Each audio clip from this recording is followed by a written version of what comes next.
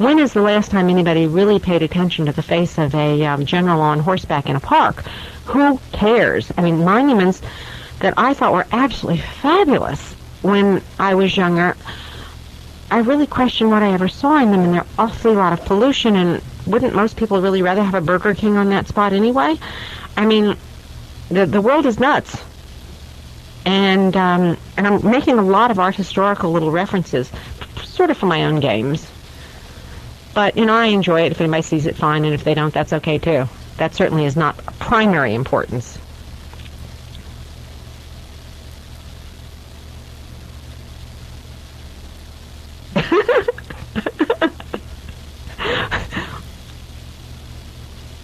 Well, I'm not sure the idea of anti-monument is that well developed in my mind. Certainly art as clutter is a very big deal to me. I mean, I recycle everywhere I can. I don't like using plastic utensils unless I can rewash them 100 times and feel justified in having wasted the whatever. But then I'm physically making all of this stuff, and every artist I know is, and we're pouring out vast quantities of things. And I sometimes wonder if I'm improving the culture we live in or if I'm adding to the clutter. And I'm thinking of the mountains of abandoned computers out there all over the place, making trash mountains of technological things, and we haven't figured out what to do with the old trash mountains.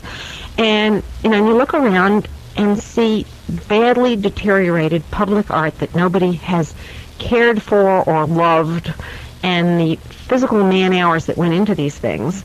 And you wanted so much more for them. And you wanted, our public art to be so incredible, and it isn't. Unfortunately, I'm as guilty as a lot of other artists in earlier pieces that I've made being put in places that I'm a little ashamed of in terms of how they're kept or what's behind them or, whatever, having no control once it leaves the artist's studio. And, I just sort of started thinking that, we're tripping over stuff. And maybe it's interesting in itself. I don't know. Again, when I went to school, there was a tremendous emphasis on it wasn't good unless it was enormous. If you couldn't pick it up with a forklift, who was interested in this thing? And yet I do have a certain nostalgia for the idea of a precious object. We are in an ephemeral throwaway kind of a world, and I still like the idea there's something out there to treasure. Now, I'm not talking about Fabergé eggs, which don't interest me at all. I like the fact that originally I thought this thing was going to be put on the floor, and people said, well, somebody might bump into it and kick it. And I said, well, okay, if they do, they'll scratch the patina. So what? It's bronze, but it's not really precious. And that's one of the reasons I like the fact that it was bronze. Had I made it in the same plastic compound that I was making these little wall pieces, if you tripped over one, you'd break it. Whereas this stuff's more durable. Now, you probably could trash it if you threw it over the side of the building or something, but bronze historically has this reputation of being fairly solid and something that'll hold up, even though the surface will scratch. And I like the idea of trying to make something that was sort of anti-precious.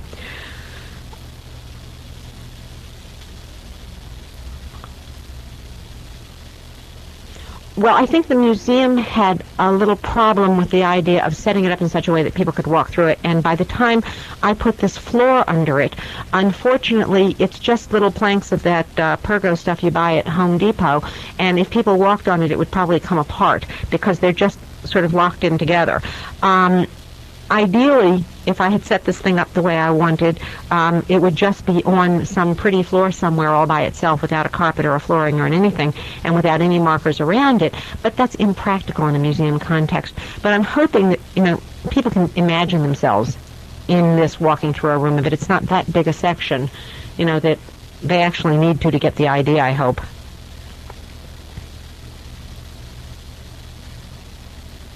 Mm-hmm.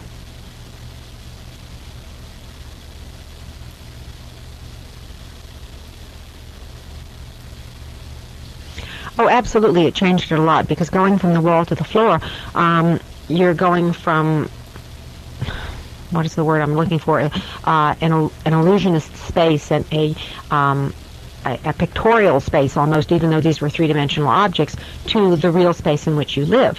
So that then something becomes far more animated and plausibly lifelike. I mean, obviously no one's going to look at these things and think they're looking at real animals.